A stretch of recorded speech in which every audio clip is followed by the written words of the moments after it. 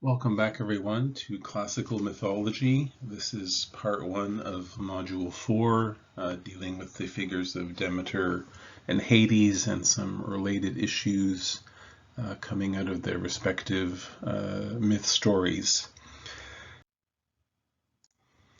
Now, just to review some of the things we've already covered, we began the course by talking about the nature of myth.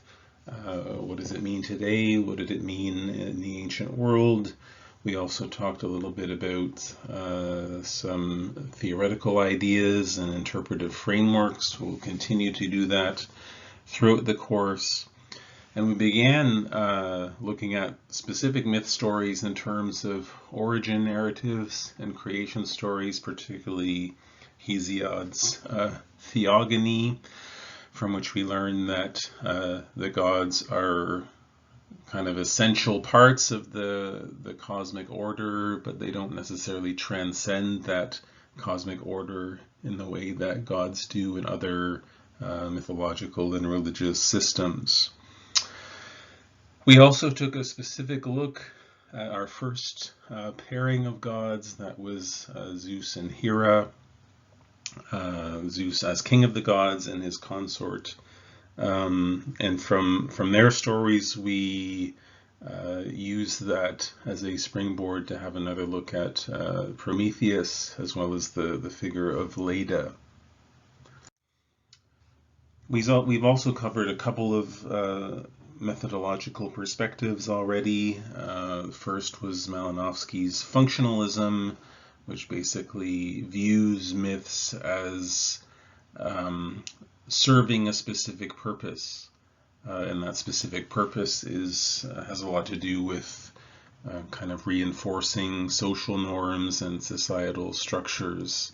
So it's not simply storytelling for storytelling's sake, but they are stories that are meant to kind of reinforce existing patterns of behavior and social and power relationships. Another perspective we looked at came from Wendy Doniger and her idea of the implied spider. This image is meant to indicate the common experiences and aspirations and ideas that are sort of at the heart of all world mythologies. The fact that in different cultures, myths deal with the same sorts of issues and often tell the same sorts of stories related to those issues. That points to a kind of implied existence of a sort of shared set of experiences and expectations. So we can see already that myths often attempt to answer these perennial sorts of questions, these universal questions that all humans ask themselves in one form or another. And very often these questions involve issues of life and death. Why do we die? What happens after death? This is all the sort of material that mythology attempts to deal with. It's a question we hear in many religious systems, some of which involve a quest for immortality in the search for a happy afterlife. Now, I should point out that for many people in the ancient world, the afterlife was a fairly bleak prospect. All that was thought to remain of the individual was a kind of shadowy half-existence in the underworld, which was, of course, the realm of Hades, who's the first god that we're going to look at. Hades, like Zeus, is also born of Kronos, and even in antiquity there was an explanation for his name or etymology that interpreted it to mean the unseen one, because unlike the other Olympians, he resides in the underworld, so he is not immediately visible. And he is also a ruler in his own right, just as Zeus rules in the upper world, Hades rules in the lower world. And Hades isn't consider to be a hell in the later sense that you find in other religious traditions, nor does Hades judge those who come to his realm. Unlike other gods, there was no active worship of Hades through shrines or festivals, and the underworld is part of a more generally layered cosmology that was prominent in the Greco-Roman world. And this could simply be connected to the fact that there was a perception among ancient peoples that dead things go into the ground. So that would be a natural image associated with the god of the underworld. In some other ancient Greek descriptions, the underworld in the realm of Hades is placed in the far west of the world, which were partly the unknown regions to people at the time. The connection to the underground also links Hades to the idea of wealth, because one of his other names is Pluto or Pluton, which means wealth in Greek. And there's some indication that Pluton was originally a god of the land or the harvest or mineral wealth, which later became combined with the figure of Hades. Now, as for the underworld itself, it is surrounded by several rivers that keep the dead in. These rivers all have specific names. Styx means hated, Lethe, forgetting, Acheron, sorrows, Periphlegathon, fiery, and Cocytus, wailing. And all of these names of the rivers of Hades evoke aspects of death in the Greek consciousness. So death is something that is hated and sorrowful, accompanied by wailing. It also invites forgetting. So the souls of the dead in Hades forget that they ever lived, as their memory fades also among the living. And according to later traditions, the dead were ferried across these rivers by the boatman Charon, who demanded a small fee for his services. Similarly, in the underworld, there's a guard dog, the multi-headed Kerberos, as well as two other specific regions, the Elysian Fields and Tartarus. The Elysian Fields is a place where many heroes receive a kind of improved afterlife, while Tartarus is where the Titans have been imprisoned by Zeus, just thinking back to Hesiod's theogony. So the ancient Greeks didn't have a sort of developed notion of heaven and hell, and the afterlife wasn't particularly thought to be a place or state of being where reward or punishment was given. But in certain instances, particularly noble or heroic figures could receive a sort of reward, just as particularly wicked people could receive punishments. Because in early Greco-Roman tradition, the spirits of the dead are simply shadows of their former selves. I tend to call them a kind of existential echo. And while some sources depict a certain type of social life and interaction in the underworld, most of the time it's depicted as a rather bleak and barren existence. And so for the ancient Greek tradition, the afterlife is not strongly connected to moral behavior in kind of the mortal realm. But again, there are different perspectives on this. Typically, in Greek mythological traditions, immoral behavior was usually punished in later generations of the living. So there's this idea of inherited guilt and guilt being passed on through the generations. That's a prominent theme, especially in things like the Greek tragedies. But over time, you see some people aspiring for a sort of better or improved sense of the afterlife, where they want to kind of maintain the integrity of their of part of themselves. I would refer to this as the kind of eternal self. Uh, Different words get applied to it: soul, spirit, what have you. But increasingly, especially as we get into the Roman period, philosophers and religious thinkers start speculating about how to kind of ensure the continuity of the existence of the eternal self.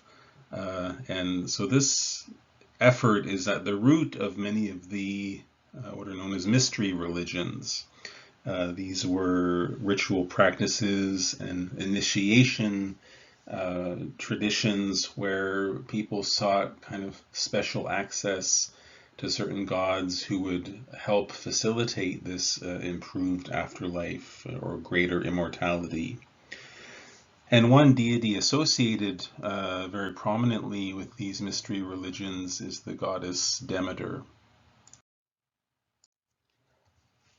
The etymology of Demeter's name is also very interesting. We can break it down to Demeter. The day part is often thought to be an alternate form of the Greek word ge, which means earth.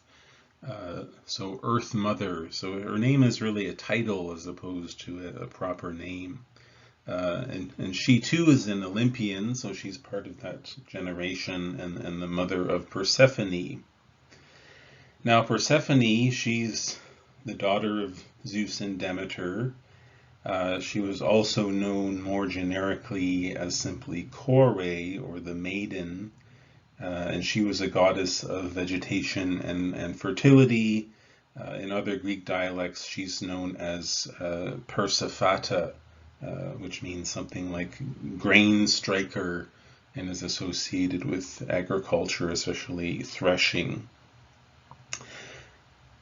The festivals of Demeter are clearly connected to the agricultural cycle as well as human reproduction. In kind of colloquial ancient Greek, the verb plowing was a sort of slang colloquial term for sex. And so ritual imitation of sexual acts in such festivals was thought to encourage the growth of crops. This sort of thing is sometimes referred to as sympathetic magic, where imitating an act of fertility is supposed to encourage fertility itself. Now, some of Demeter's festivals were exclusive to women only, such as the Thesmophoria festival. This commemorated Demeter's gift of agriculture to humanity, which was said to have allowed human beings to transcend their status as animals and to enter the realm of civilization.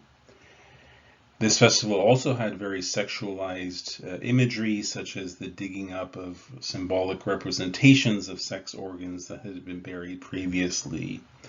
Again, all of this was meant to encourage fertility of the land and in the human population. The most famous festival associated with Demeter is, of course, the Eleusinian Mysteries.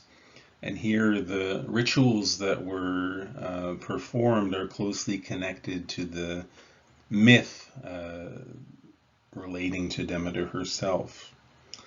Now, according to the myth, Zeus had given Demeter's daughter Persephone to Hades in marriage without her mother's permission. So this leads to Demeter entering a period of mourning. She wanders the earth in search of her missing daughter. As a result of her grief, the crops fail. Women no longer give birth, so there's a general sense of infertility throughout the land. As a compromise, Zeus allows Persephone to visit her mother for part of each year, so she spends part of the year in the underworld, part of the year in the upper realm with her mother. And this myth, in its basic outline, is a kind of classic example of what we would call an ideological myth. So it's a myth meant to explain a natural process. So if you just have to imagine a pre-scientific society is trying to understand the functioning of nature and the cycle of the seasons and agriculture, one of the ways to do that is through telling myth stories. So the time of the year that Persephone spends in the underworld coincides with Demeter's mourning, which then that's essentially the winter, the period when the crops aren't growing. But in antiquity, this formed the basis of an elaborate initiation ritual. According to the myth, Demeter had demanded a temple to be built for her at the city of Eleusis, and that's where the mysteries took place, in which any Greek speaker could participate. So the mysteries, again, this is a certain kind of mode of ancient religion that was focused on secret initiation practices to gain special knowledge or benefit from particular deities. The ceremonies involved ritual fasting, sacrifice of an animal, seed offerings. The high point of the ritual seems to have involved entry into what was known as the Telesterion, which was Demeter's temple. And there the initiates, who were called the Mystai, received their secret knowledge through the initiation ritual. Now those receiving the initiation were then sworn to secrecy, and this oath was kept by and large for more than 1,000 years. We in fact know very little about the details of the Eleusinian mysteries, except a few bits of information that were exposed by authors who were hostile later on to the mysteries, especially early Christians.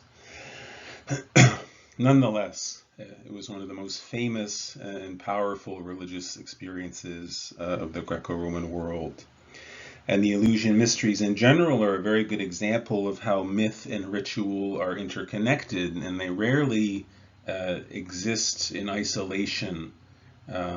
Even though the rituals are no longer performed, many of the most famous myths had an important practical ritual element.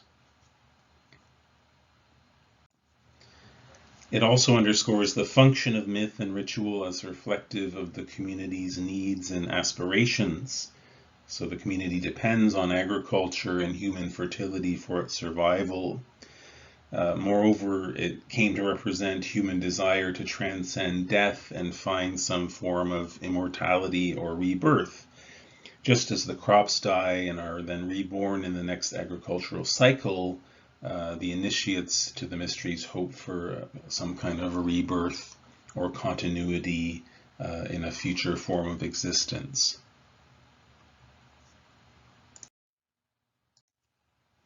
Now, some of these fragments of information that are associated with the Eleusinian mysteries are, many of them are quotations seemingly from parts of the ritual itself.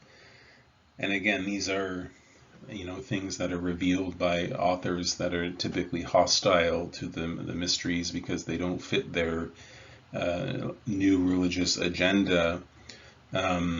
But for instance, one of these fragments you have on the slide here: I have fasted, I have drunk the cup, I have taken from the chest, having done the work, I have placed in the basket, and from the basket to the chest, rain conceive. So most of these fragments and quotations aren't very illuminating because they are already quite ambiguous. They indicate some kind of ritual procedure, but they don't provide us with a lot of detail. Another one says, a holy one is born to Lady Brimo. Well, who knows what that actually means? It's completely taken out of context. Finally, the bull is father of the serpent, and the serpent father of the bull. So that implies another sense of kind of cyclical continuity, but and maybe has some kind of ritual symbolism. But again, because the vow of secrecy was so firmly kept, we're really in the realm of speculation to understand what actually happened during the Eleusinian Mysteries. Aside from later Christian authors who were attempting to expose and discredit the mysteries, we have statements by more classical writers on the importance and meaning of the mysteries themselves, but in kind of generic terms without revealing specific information. So Sophocles, the 5th century dramatist, said, "Thrice blessed of mortals are those who go to Hades after beholding these rites. To them alone it is given to live there, to others everything there is evil." So according to this statement, authored by Sophocles, there's some definite benefit to undergoing this initiation because it offers an improved afterlife. Similarly, Pindar, another 5th century Greek poet, says, "Blessed is he who goes under the earth after seeing these things. He knows the consummation of life. He knows its Zeus-given beginnings."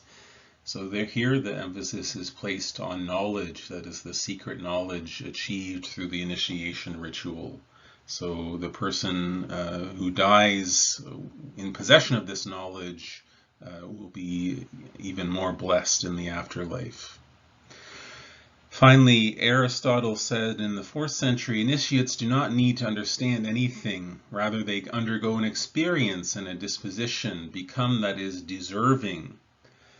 So, and this kind of fits with Aristotle's general outlook. He was more interested kind of in practice than theory, and for him, the knowledge part isn't as important as what the initiates have experienced. This puts them in the right condition to receive or have access to an improved afterlife.